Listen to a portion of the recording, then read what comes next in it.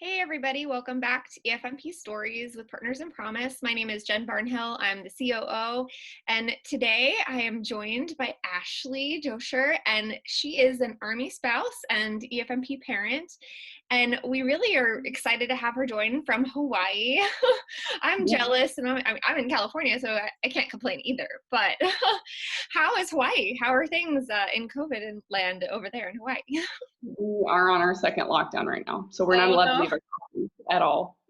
No, not unless it's for food. So Oh. we're not having so fun here. It's not very fun. Yeah, it's not fun anywhere. This is kind of an Mm-mm. uncharted, unusual situation. Yeah. What we started off talking about in these EFMP stories is just kind of getting a little bit to know you and your family. Can you share a little bit about, your connection to the military, but also your connection to EFMP?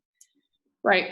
Well, I have two sons. I have a 4-year-old and a 7-year-old. I'm married to my husband, Chris. We've been married for 8 years, 8.5. We've been together almost 10. So I've been doing this married to the military kind of thing for a while. Generally, we're not around a base. My husband's a converted 79 Romeo, which is a recruiter. So we don't normally have any affiliation with base anything. So this is the first for us in a long time. My older son, how we're affiliated with EFMP, is he is dyslexic, and he was in the school system. He no longer is in a public school system. We homeschool now. So I guess because he had an IEP, that would be considered the reasons. He does have other reasons. He's got allergies and stuff that would have enabled him to be EFMP, but specifically for OCONUS, dyslexia would fall up under that EFMP category. So as far as, you mentioned briefly that that you're now homeschooling. Can you kind of speak to that decision? Is it kind of the factors that led you to that situation, or what your experiences were were you in a public school system prior to Yeah, choosing homeschool? we've always been a public school system. My older son, he went through in Tennessee. He was in pre-K. Their public school systems pre-K. There they have funding like some states do, where you can go into pre-K as a like as a military family. You get points on their system to be able to be qualified for public school pre-K, completely funded.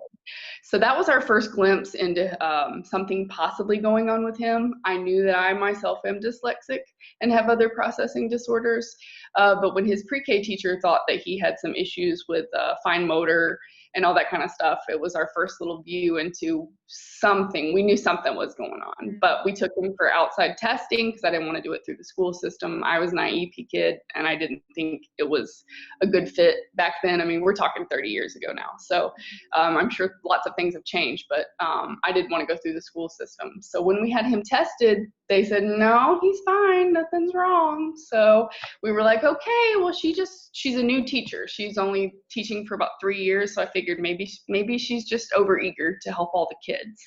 So fast forward, he was in kindergarten before we left to come here in Hawaii when we were in Tennessee.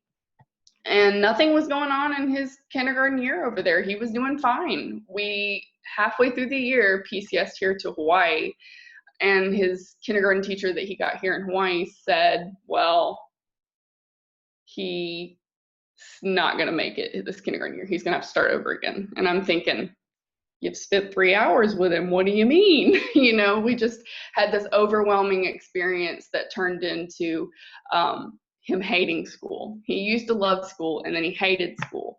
And it turned into us just knowing a while ago that homeschool was something we wanted to do. I just didn't know moving into Hawaii financially if that was going to be an option, but it's completely doable. So we pulled him because we tried for 1.5 years to get him an IEP, a proper IEP at the school. And every time that they would evaluate him at the school, they would say nothing's wrong with him, he's normal. But his work wouldn't line up with what their testing said. And so we had him reevaluated more than once through the school system, and they just always said there's nothing wrong with him. He just needs to repeat his grade. And I'm like, you people, this doesn't make sense. You're telling me that he can do something, yet his work is showing that he can't. So something is not right here. It's either his we're missing a link somewhere. So we took him for outside testing. And that's when I kind of knew that it was dyslexia, but I felt there was more to it than that, especially since Hawaii doesn't consider dyslexia a real learning disability. I'm shocked. I have no idea how anybody could think that. So once we took him to outside testing and we had, all this information that started in January of this year, which took him a couple of months to just get to all the testing every Saturday that needed to be done on a 6-year-old at that point. When we got his testing back and we found out everything that he was struggling with, and we finally in May got his proper IEP set up, I was like, you know what, if we're going to be doing distance learning, because we did distance learning from March to May, and it was just ridiculous. Yeah. It was just the silliest thing I've ever, I'm like, I can do this. Mm-hmm. I can do this. So that's what led to the decision, because they wouldn't provide him what he really needed as a dyslexic child, because Hawaii doesn't recognize dyslexia. They wouldn't provide him the proper curriculum. And the only other option was a private school for about $18,000 a year for dyslexic children here on Oahu, which I don't have that kind of money. I mean, even if I got a job, I couldn't work to pay that. Yeah. So, and then there's, childcare for a 4-year-old that would go with that if I worked. So that wasn't an option. That just really wasn't an option. So, God had put on my heart a long time ago to homeschool him, but this was actually what I need. So when some people, everybody, we're all complaining about COVID, but it's a blessing for me because it was the push I needed to do what I needed to do for my child. When you you're in a new location, you don't necessarily know very much about homeschooling and what's required and what's legally, your responsibilities. Mm-hmm. And especially, I imagine Hawaii has, they have resources. Other states have various resources that they can help you with, and it's different state to state. But what were some of the first steps that you went through to go about that? Well, before I made any kind of decision, I got with the base EFMP system navigators to try to help, because the school was playing around games with me, not wanting to assess him at all before I got with them. Then I started bringing them to the meetings. Then the school was like, okay, she's not playing, she knows the laws, we got to do something. That's when everything started moving, the ball started moving. And after that, I was doing my research through Facebook to try to see what the laws were. And I realized that there's something called, and I'm a member of it now, it's, and why am I drawing a blank? It's the HSLDA, is the legal team, and they're nationwide in America. So that's the route we chose, and the HSLDA helped guide my way in each little decision I made in record keeping and that kind of stuff. So I believe they're a pretty good resource. I wrote an article about homeschooling and the various steps that you have to go through, and I think they were a really good resource. Even if you don't decide to go that route, it gave a lot of insight into the process to help you understand what's involved. So for families who don't necessarily know what that homeschooling life looks like with a child who has, an exceptional learning need, what does that look like for you, especially if you're dealing with 2 kids? Because that can be hard when you're homeschooling too. Right. Well, and not to mention, I myself am dyslexic. So I already, as an adult, still on some level struggle with those processing disorders. So we use curriculums that are proven, multisensory, catered to dyslexic children and people, and can be taught by someone who is dyslexic. So for me, it's trying to take one thing at a time and just turn on the timer and set it to 20 minutes. And for us, repetition is a must. Mm-hmm. So every day we have to sit down and do something. It doesn't have to be this 8-9 hour days that people think that it has to be. It's, sit down, each little subject for his age at 7, you really don't need for everything to be more than about 2 hours. And our day ends up being more than that because, we're adding in Lego stimulation and outdoor play and then art. And a lot of that stuff doesn't seem like learning, but it all is, and then you step into the kitchen. You're doing math with making stuff in the kitchen. So when reality, we're sitting down and we do what we call book or workbook work, we're not doing more than maybe an hour and a half, 2 hours a day. And then the learning from there is mostly play after we do some book work. It really doesn't have to be more than that until they're in the upper grades, middle school, high school. Those are the kind of the days or, that you'll have to focus more on because you're focusing on a like hour or some like semester amount that you need. But those are still, as long as you're, documenting stuff, it's really more about what you understand qualifies as an educational chunk of time. And that's everything, really. So as far as the requirements, obviously every state is different, so we're clear that this is just for your experience. Right. What are the requirements as far as reporting and working with, to get, because we move all the time, we transition, and we do this, that, the other. When it comes to continuing his education from Hawaii to maybe where you're going next, like what are you doing as far as kind of like being proactive about documenting? Like you were saying, documenting is important. Right. How do you work with the state to like confer that this knowledge is met? Is there testing that has to happen? Right now, Hawaii doesn't test. They test for grades 3, 5, 6, 8, and 9, I think. And even then, I believe because he had an IEP, I'm allowed to, at least in the public school system, I was allowed to just say, no, I don't want to have him tested. I probably would, only because there's so many different national tests that you can give that are because he had an IEP. There won't be any time limits. And it's just a good resource for you to be able to look at the end of the year to say, hey, he's here. And then the next year he was here. Now, I'm not going to put him through that kind of stress right now because he's 7 in first grade. It's not necessary. In his house, and it's a whole crazy world right now. Right. So I'm not going to do any of that. However, I could, if he was in 3rd grade, take him up to the public school and allow them to do the testing when they're running their testing. They would still have to adhere to his, whatever was in place for his IEP, the time limit. So it's not like the IEP disappears just because he's now homeschooled. It's still, they're legally required. And I don't know if that's every state, but Hawaii is required to uphold their IEP, even if they homeschool.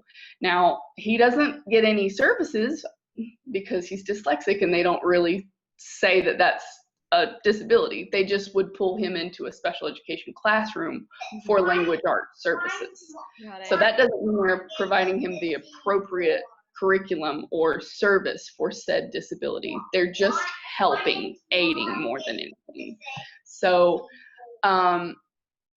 any kind of testing, he could do it at the school, and he just wouldn't have a time limit put on it, or he would have a different kind of, it would be what we'd have to agree upon, but it would be more the school's say if I took him to the school to do it, right? If I do it at home, I can pick and choose. I can choose the company. Of course, I'm paying for it out of pocket, but they're not that expensive either. And that would be something, most states you're turning in every couple of years. Not all states are like that. Some states don't even require them test at all. So it just depends. It's different everywhere you go. How I'm trying to be proactive to make sure wherever we PCS next, because we don't know, is I just know I'm using real curriculums for his main things like language arts and math. Those 2 things, he has to have real true curriculums. So he's got a curriculum for reading, writing, spelling, and mathematics. And then everything else really from there, you could do read alouds and it qualifies, because the state of Hawaii is not, it has a list of subjects you can cover, but you don't actually have to cover those. It's just what you can cover. Got it. And it could, anything that your child likes could qualify, really. Got it. So I know that one good resource that we point people towards as far as state level guidance. Of course, like you mentioned, there is a homeschooling resource, which we'll, put at the bottom of the video eventually to share. But also the Military Interstate Children's Compact Commission has a map that allows you to select your state and where you're going. And it doesn't necessarily provide homeschooling specific resources, but it points you towards the various websites that can help you get to those legal like pointers. So that might not be for homeschooling specific, but between those two resources, you're going to have a lot of information at your disposal. And that the Military Interstate Children's Compact Commission is geared towards military versus homeschool, which is and is not in some cases. So as far as the decision to homeschool, I know a lot of people are wondering, can I change my mind? What would you do? And this is to you, what would you do if you were to PCS to a new location and they did have a really great curriculum? Do you think continue to homeschool? Is it something that you researched? Can you change your mind? Yeah.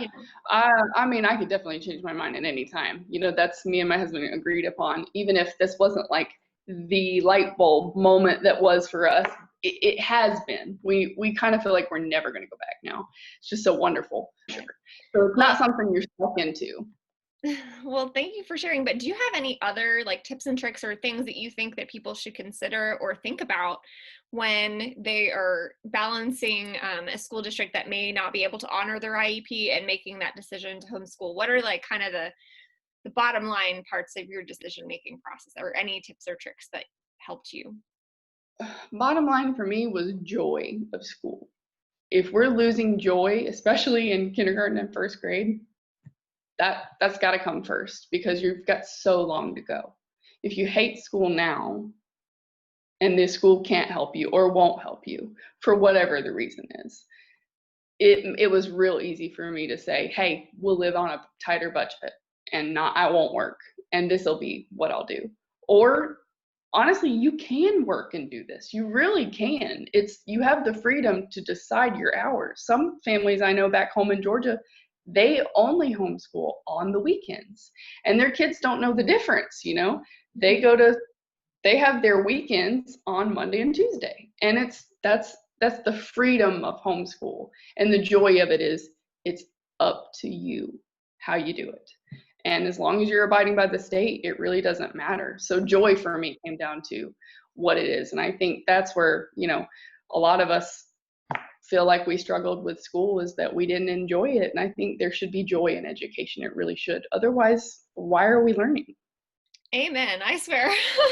I'm dealing with multiple curriculums from distance right now myself. And I hear that the joy, it's hard to feel the joy when you're dealing with COVID style learning, and then you add in an IEP and learning struggles to begin, that it's hard for all levels, for families, for kids, for educators too. This is not what they sign up for. But as far as, once COVID is kind of back down to normal, I know one thing is plugging in for kids and getting that social interaction.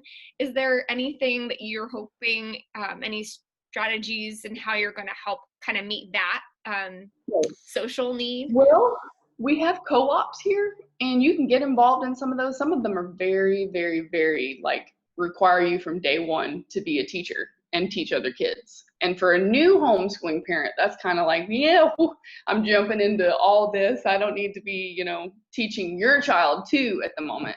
And some of them are more laid back, where it's like, hey, you can just be a substitute for when some mom can't be there that day, and you can help, facilitate whatever we're learning that week. And those are, that's why you have to find a co-op that you can get with that is more your style. So that's what I'm looking for right now, is trying to just find your group. And of course, with us, that's going to be hard because you move every couple of years. So it's getting connected every time. But I think going to your church is a good idea, and finding who they plug in with. Yeah. Or if you're in your, around a base, you can ask your people in your neighborhood who that homeschool, because there's a lot more than I ever realized that homeschool. It's a convenience for, not just convenience, there's many reasons people choose to, but one of the reasons that is often cited is that convenience factor. you don't have to interrupt their learning because of PCS or, whatnot. Right. So it is that whole finding a way of finding Right. friends in a new place, but that's the struggle anyway.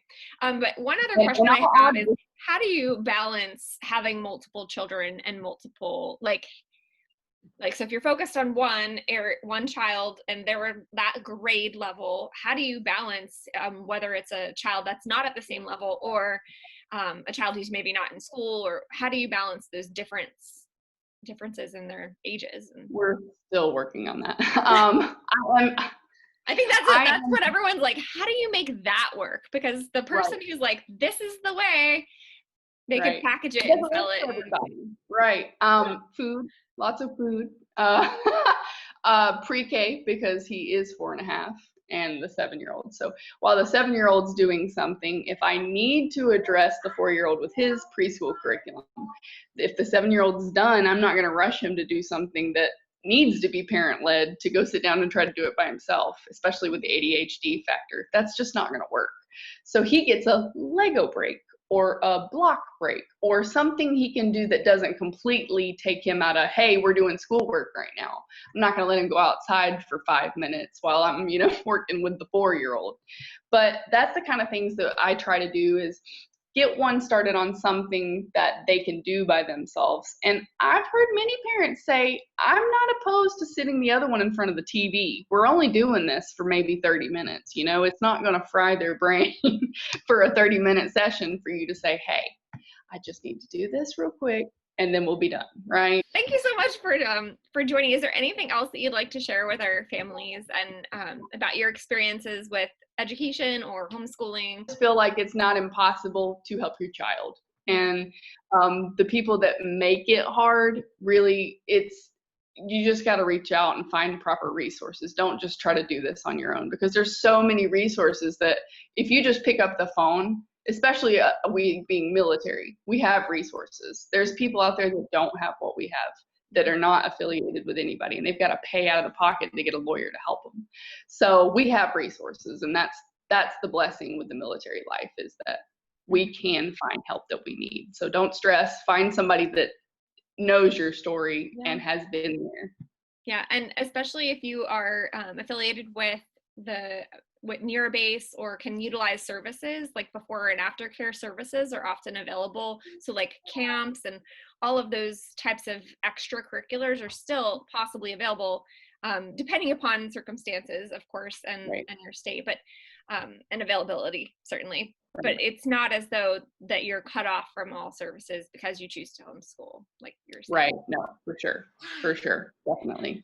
Well, thanks again for joining us today, and we wish you the best as you figure this out, and please stay in touch so that we can learn some of your success stories and maybe the not so successful things you tried, because I think we really a lot of parents are in that boat right now, or we're just making some choices, and I think that your information provides a lot for us. So thank you. Right. Definitely. No problem. Thanks for having me, Jennifer. I appreciate it.